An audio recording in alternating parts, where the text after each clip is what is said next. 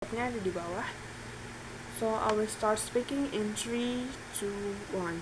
We as the proposition team are supporting to ban free-to-play games. Games in the society right now is a new innovation for the entertainment. Everyone play games, old, teen, even children.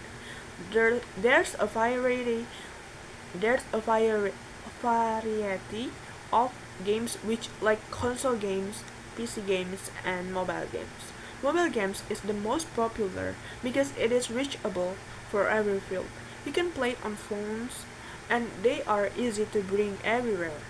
Along with the fact that games can reach every field, then we know how they can reach it, right?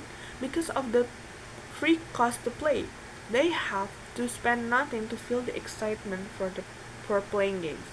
It is a very cheap entertainment, right? But the market strategy to innovate free to pay games has come with the various output. The output will be explained in our arguments along with the solutions. Our stance in today's debate is not to remove the essentials of the game that is for entertainment. Also, free-to-play games has contributed to consumerism for people in the society. Besides, lack of the financial ability is a problem in the reality right now. Next to an argument, why banning free-to-play games is right for us. 1. Replacing the game essentials, which is for entertainment. When we are playing games, we are playing for entertainment purpose. To get rid of boredom, we play games. When we are not in a good mood, we play games. When we are tired of the reality, we also play games. Games are a new innovation and a technology which has a huge impact for the society now in the status quo. Games in digital are easy to play everywhere, every time, alone or with your friends. The nice game for entertainment is the game that costs zero for the players. They did not have to pay anything to experience the game. There are no regrets if we are not really satisfied with the game. We can just uninstall it, right? 2. Increasing consumerism for game players. Why?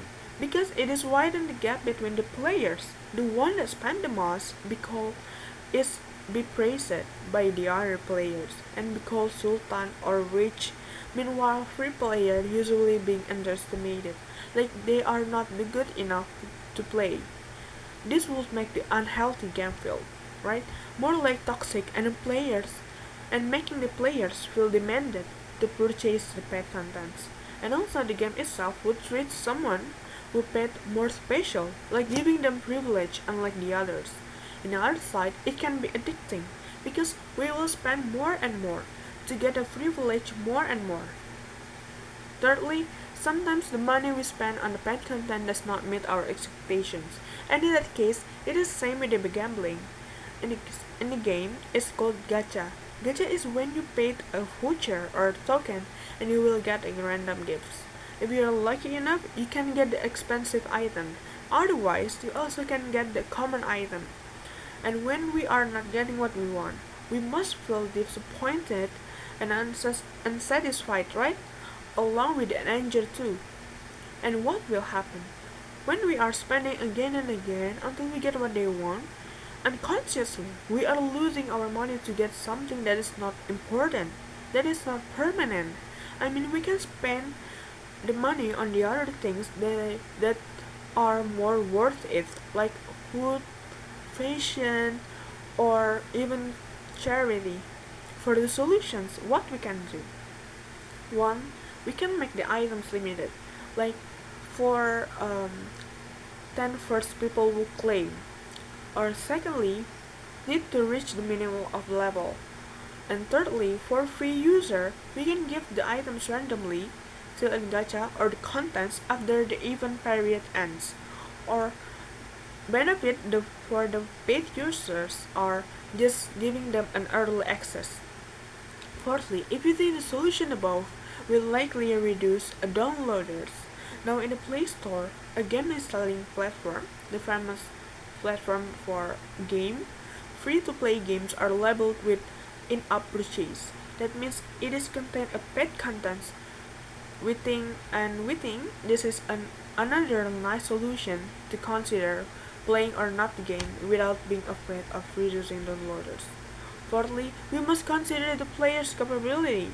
Even if you set the cost for a game that is dedicated for children, so they can afford it, of course not. They don't have a capability in financial, and it's not worth it for them to them playing the game because of the playing screen time. They usually playing games with a range 30 minutes to 1 hour, and it's not worth it if they spend that much.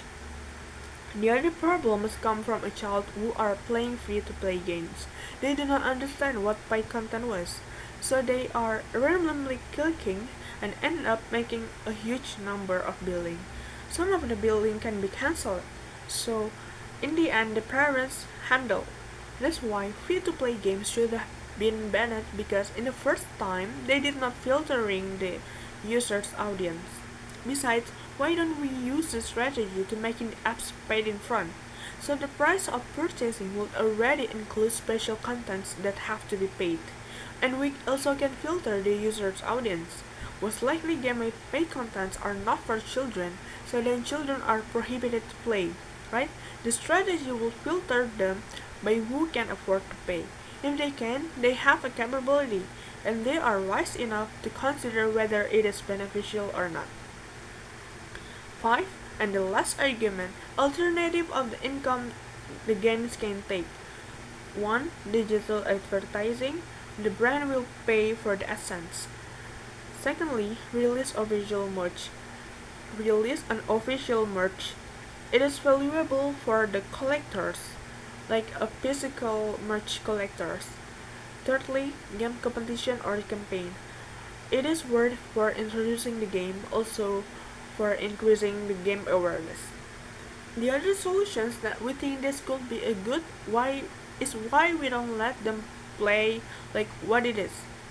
Like paying content to boost up the ability for upgrades are just making the game like exciting. You can say the pet content has contributed the most in the game income, but we can let it be, so the players will be more enjoyable and even competitive to reach achievement.